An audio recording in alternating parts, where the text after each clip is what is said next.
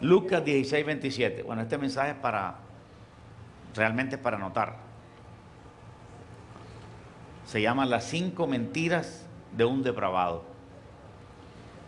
Repito, este mensaje se llama 5 mentiras de un depravado. Más que un mensaje, es un estudio, es una enseñanza. Lo cual será muy difícil memorizar si usted no anota. Si no puede anotar, escuche. Aleluya. Gloria a Dios. Repito, el mensaje se llama 5 mentiras de un depravado. 5 mentiras que están hoy moviéndose por todas las iglesias cristianas evangélicas. Los católicos no saben nada de esto. Pero Dios prendió a los sabios en su astucia. O sea, que los evangélicos, creyéndose mucho, han caído en doctrinas tremendamente diabólicas, que usted tiene que entenderla, usted tiene que captarla. No es que yo se lo diga, hasta que usted no lo mastique, hasta que usted no lo vea, no va a pasar nada. Aleluya. 5 mentiras de un depravado. Busque Lucas 16, 27. ¿Cómo dice? Entonces le dijo: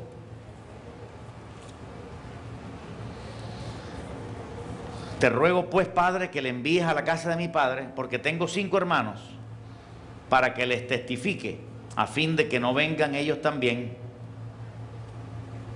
a este lugar de tormento. Y Abraham le dijo: a Moisés y a los profetas tienen, óiganlos. Él entonces dijo: no, padre Abraham, pero si alguno fuera a ellos de entre los muertos, se arrepentirán. Mas Abraham le dijo: si no oyen a Moisés y a los profetas, tampoco se persuadirán, aunque alguno se levantare de los muertos. 5 mentiras de un depravado. La primera mentira es esta: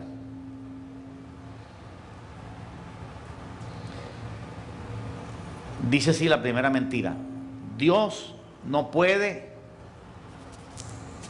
imputar pecados a un creyente porque es un hijo de Dios. Repito la falsa doctrina: Dios no puede imputar pecados a un creyente porque ya es un hijo de Dios. En una sola palabra, lo que está diciendo es que como nosotros somos ya hijos de Dios, si nosotros cometemos algún pecado, entonces Dios no puede imputar ese pecado al creyente. Pero eso no es así, porque Dios sí es justo y puede imputar los pecados a un creyente. Todo creyente que peca debe buscar el perdón de Dios. De hecho, la Biblia dice que un creyente puede pecar. Así que con solo ese texto, un creyente puede pecar, se destruye esta primera doctrina que dice que Dios no puede imputar los pecados a un creyente. ¿Qué dice? Lo que dice es que si, por ejemplo, yo soy cristiano, yo puedo tirar 2 bombas en una ciudad y matar miles de personas, y Dios no puede imputarme a mí ningún pecado porque soy hijo de Dios. Tamaña doctrina depravada. Esto es depravación.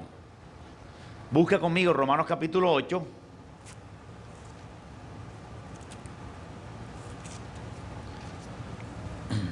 ...12 y 13...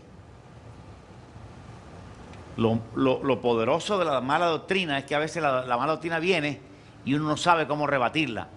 Uno queda como que, si uno no la rebate, ese pensamiento daña.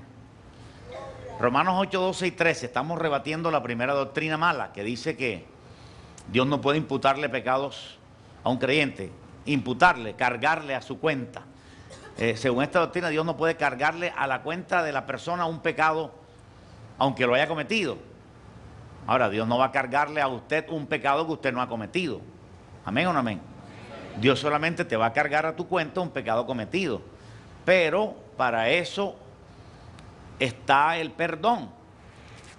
Porque podemos acceder a obtener el perdón de Dios. Como dice Romanos 8, 12 y 13, dice: así que, hermanos, deudores somos, no a la carne.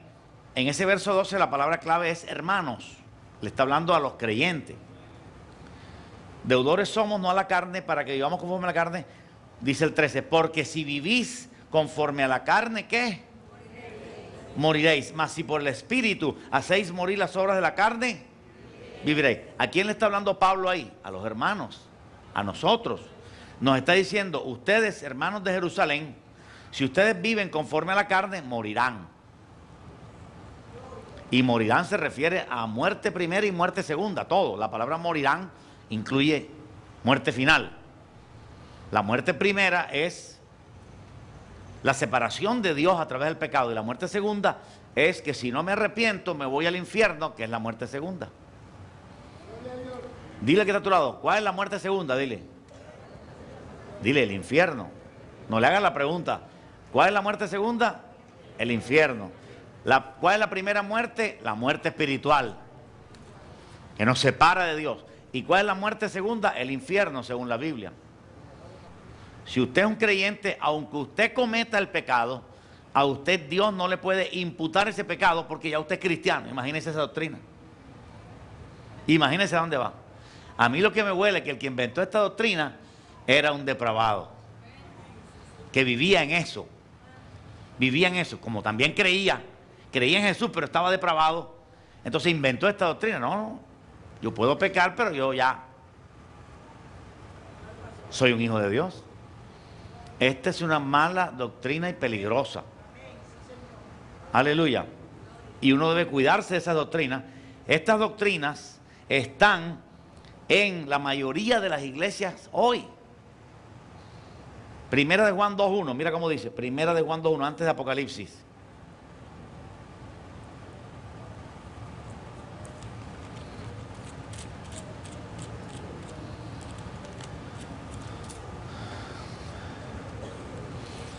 Primera de Juan 2.1 dice también que un creyente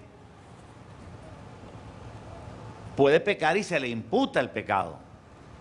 Dice: hijitos míos, dice Juan a los creyentes a quien les escribe esta carta, dice: estas cosas os escribo para que no pequéis.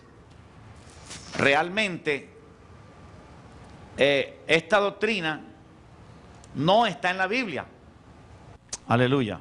Entonces, la primera mentira sería: Dios no puede imputar pecado a un creyente. Es falso. Si un creyente peca, el pecado le es imputado. No importa si es cristiano o no, todo el que peca se le imputa el pecado, es decir, se le suma a su cuenta el pecado. Entonces, esta doctrina es una depravada doctrina que trata de decir que Dios no puede, sí, está imposibilitado para imputarle el pecado al que lo comete porque es cristiano. Y ya leímos en Romanos 8:14 que dice: hermanos, deudores somos. Si vivimos conforme a la carne, moriréis. Si vivís conforme al Espíritu, viviréis. Le está hablando a creyentes. Si un creyente comienza a practicar pecado, morirá. Ah, pero si ya nació de nuevo, morirá otra vez. Aleluya. Y en Primera de Juan 2.1 estábamos leyendo que dice: hijitos míos, os escribo para que no pequéis. O sea, el consejo para un creyente es no pecar. El consejo para un creyente es ¿cuál? No pecar. Pero si alguno hubiere pecado, ahí está derrotando esa doctrina. Alguno hubiere pecado, no dice si alguno hubiere jugado. El creyente peca, y cuando peca se le imputa. Y tanto se le imputa el pecado al creyente cuando peca, que dice: si alguno hubiere pecado, abogado tenemos para con el Padre. Cuando yo llamo a un abogado, porque tengo una deuda que solucionar, un problema que arreglar. Si no se me imputara el pecado, no necesito abogado. Amén. Pero como se me imputa el pecado, realmente se me suma a mi cuenta. De hecho, es una deuda el pecado. Necesito un abogado. Si algún cristiano hubiera pecado, le está hablando a los cristianos, si algún cristiano hubiera pecado, abogado tenemos, es decir, busca el perdón. Busca que esa deuda sea pagada. Busca que haya en ti limpieza de ese pecado. Y ya no haya un pecado marcando negativamente tu vida. Porque el pecado marca negativamente la vida de quien lo practica. Marca negativamente. Vámonos con la segunda doctrina. Esta doctrina dice: Cristo llevó los pecados de los creyentes y no pueden ser cargados a Él más que una vez. Repito, eso dice la falsa doctrina. Cristo llevó los pecados de nosotros y no pueden ser cargados al creyente otra vez. Está ligada con la anterior. ¿Están comprendiendo eso? La Biblia dice en Isaías 53, léalo conmigo.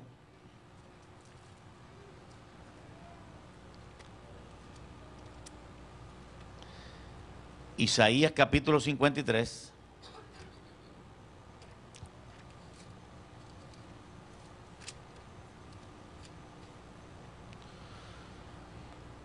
En el verso 5 dice: mas Él herido fue por nuestras rebeliones, pecados, molido por nuestros pecados.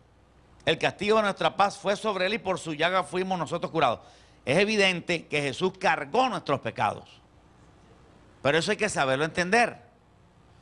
Yo no puedo ser tan cínico como para decir: Jesús cargó mi pecado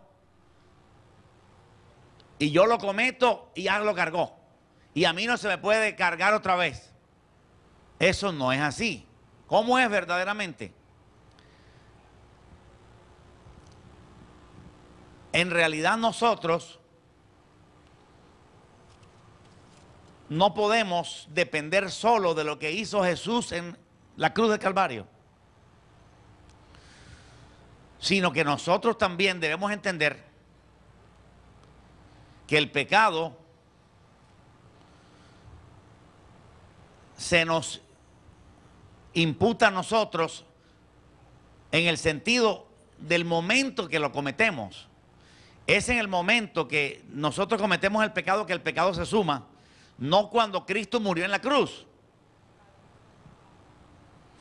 Cuando Cristo está muriendo en la cruz, está cargando los pecados, pero eso no quiere decir que ya fuiste perdonado.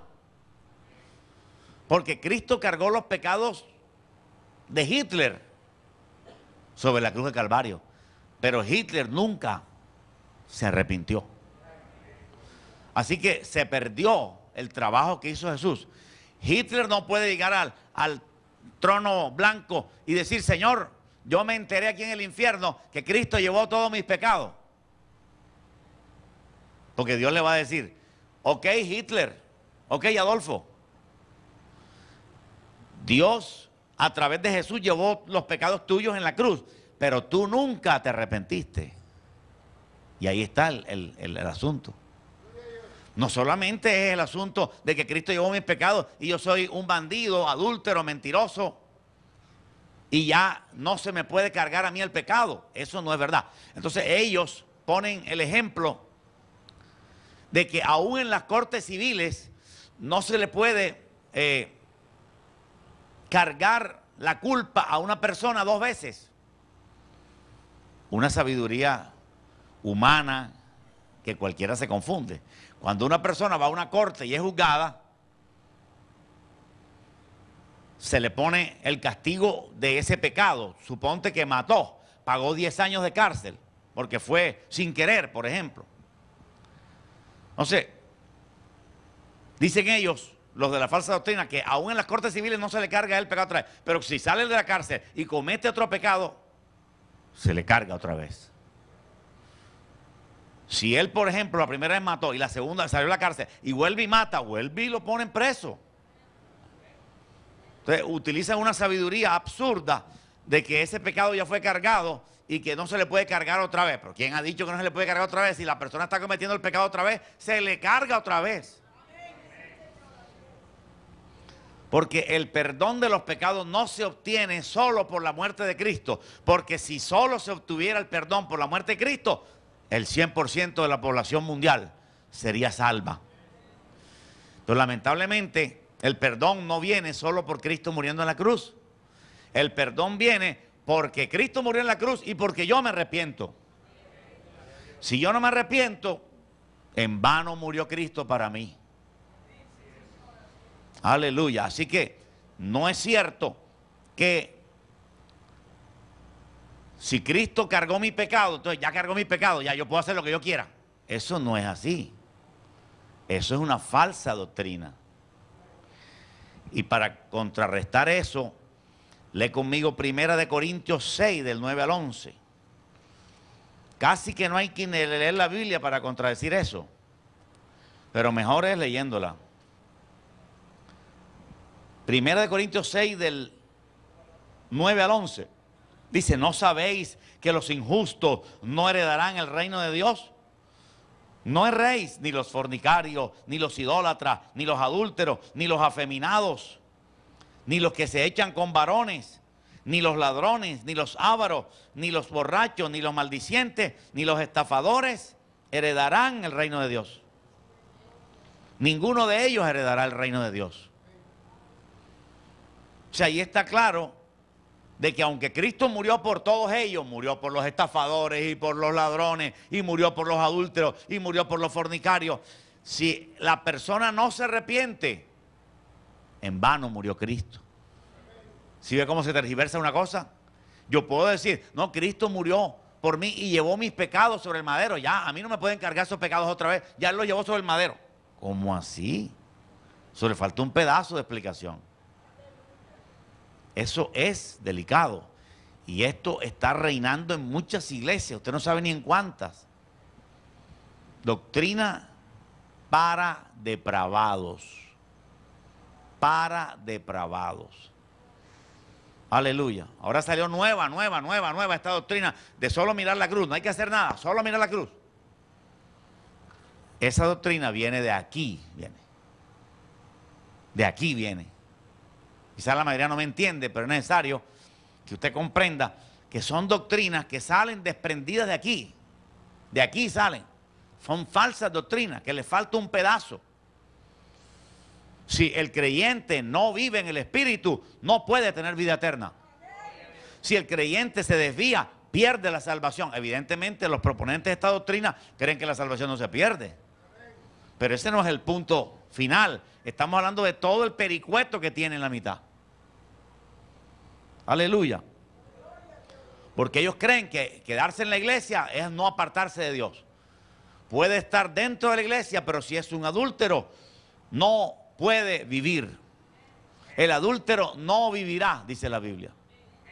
El adulterio es un pecado que Dios dice no vivirá. El adúltero no vivirá. Aunque sea cristiano, no vivirá. Aleluya. Vámonos con la tercera doctrina. Dice así la tercera doctrina: todos los pecados pasados, presentes y futuros son perdonados en la cruz una sola vez y para siempre. Suena bonito, pero hay que meterle el lente. Repito la falsa doctrina. Todos los pecados pasados, presentes y futuros que tú cometas son perdonados en la cruz una sola vez y para siempre. Eso quiere decir que yo soy cristiano, soy pastor, y así han sido engañados muchos líderes que dicen: oye, yo entiendo ya que los pecados futuros que yo voy a cometer, ya Cristo los perdonó. Entonces el pastor dice: listo, yo soy salvo, yo no voy a perder mi salvación. Así que yo voy a salir con una muchacha en adulterio. Porque si yo cometo ese pecado dentro de 2 meses, ya ese pecado futuro ya fue perdonado por Cristo antes. Ese es el razonamiento. Si yo cometo dentro de un mes un pecado con una prostituta, ya ese pecado Cristo lo llevó hace 2000 años. Así que lo voy a cometer. ¿Qué tal esa? Así que lo voy a cometer. ¿Usted sabe lo que dice la Biblia para un cristiano que planea su pecado? La Biblia para un cristiano que planea su pecado no le deja mucho chance, sino que le dice que caerá en una horrenda expectación de hervor de fuego que ha de devorar a los adversarios. Entonces no podemos planear un pecado futuro y decir, como ya ese pecado futuro ya Cristo lo llevó, porque Cristo llevó todos los pecados. Y es verdad, Cristo llevó todos los pecados, pero hay pecado imperdonable. Yo no puedo jugar con Dios, porque la Biblia dice claramente, no tentarás al Señor tu Dios. El diablo le dijo a Jesús, tírate abajo y verás que los ángeles mandarán y te guardarán de todos tus caminos. O sea que si Jesús se tiraba hacia abajo, él debía esperar que Dios mandara a los ángeles, pero Dios no iba a mandar ángeles si Jesús se tiraba. Porque Jesús entendió que no se puede tentar a Dios. Yo tampoco puedo tentar a Dios diciendo voy a adulterar porque ese pecado ya Dios lo perdonó. Aleluya. Porque lo mismo, el pecado no es perdonado en la cruz. El pecado es perdonado cuando la persona se arrepiente. Es en la cruz no hay perdón. En la cruz hay capacidad de perdón. ¿Qué es lo que hay en la cruz? En la cruz Jesús derramó su sangre para limpiar con ella al que se arrepiente. Pero si no se arrepiente, no lo puede limpiar. Dios puede amar mucho a Juan Gutiérrez, que es un pastor de una localidad. Lo puede amar mucho con todo su amor a ese pastor. Y ese pastor está creyendo que Dios lo perdona en la cruz, pero no es en la cruz. Vamos a leer ahora, según la Biblia, ¿dónde? ¿Cuándo es el momento exacto cuando Dios perdona a una persona? El momento exacto cuando Dios perdona a una persona no es en la cruz. Es cuando se arrepiente la persona. Aleluya. Oh, gloria. O sea que hasta cierto punto, no me condenen, es más importante el arrepentimiento que la misma muerte en la cruz. Claro, porque si él murió en la cruz, sí murió en la cruz, pero yo soy un adúltero y soy un marihuanero, no me sirve de nada. No me vale de nada. Ni siquiera me disminuye el sufrimiento. ¡Aló! No me han entendido bien. Aquí lo que más vale es el arrepentimiento. Es lo que más vale. Porque aún en el antiguo pacto el arrepentimiento los salvaba y ellos iban al seno de Abraham. Oh, gloria a Dios. Gloria a Dios. Así que de nada sirve que Cristo murió en la cruz y yo sea un pecador. No me sirve. ¿Me disminuye el castigo en el infierno que Cristo murió en la cruz? No. Hermanos, si yo soy un homosexual, ¿Cristo murió por los homosexuales? Sí. O sea que al Cristo morir por los homosexuales, ¿me disminuye a mí la carga si me muero en pecado? Es decir, ya no tengo que estar en el infierno tan profundo, sino como Él murió en la cruz, estoy en la mitad. Para nada. Es decir, que para un homosexual que no se arrepiente, la muerte de Cristo, ¿cuánto vale? Cero, pollito. No hace nada. Para un homosexual que no se arrepienta, la cruz no sirve. La muerte de la cruz no sirve. La sangre de Cristo no sirve para nada. La sangre de Cristo solo sirve para el que se arrepiente. Dale un aplauso al Señor. Gloria a Jesús. Aleluya. Aleluya. Es más o menos como lo que el gobierno ahora está dando para las personas que compren vivienda de menor a 172 millones de pesos. El gobierno da un bono que se lo regala a la persona que adquiere vivienda nueva solamente, para impulsar la construcción. Entonces, si una persona que compra un apartamento de 200 millones llega a pedir el bono, el gobierno le dice, no hay bono. Porque el bono es solo para los que compran apartamentos menor de 172 millones. ¿Amén o no amén? Si usted compra una vivienda de 20 millones de pesos, nueva, usted recibe un bono del gobierno, una disminución en la cuota mensual.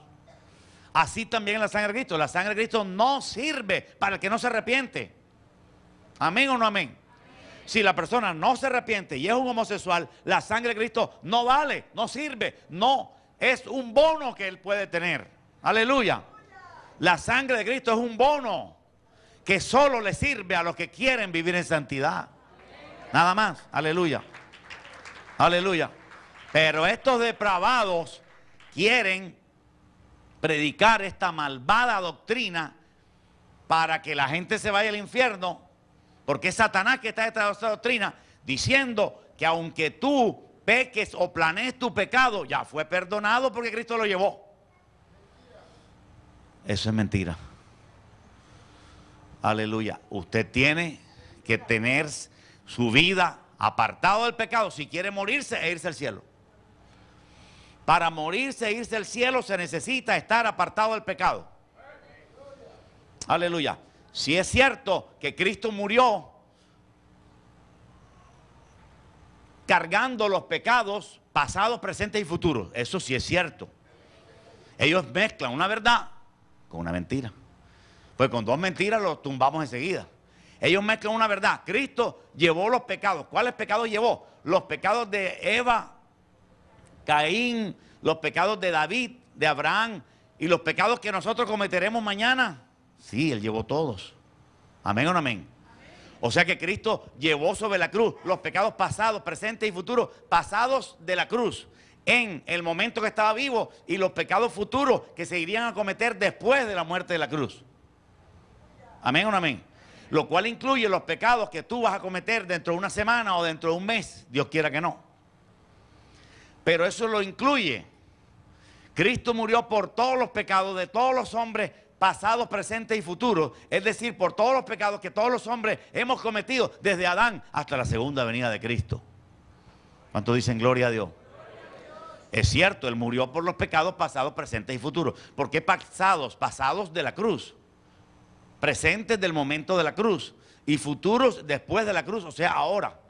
Él murió por los pecados que nosotros cometimos hace una semana y por los pecados que cometeremos dentro de 2 meses. Aleluya. Pero ese pecado no es perdonado hasta que usted no se arrepienta. Es decir, que la operación de Cristo en la cruz queda sin ningún poder si usted no se arrepiente.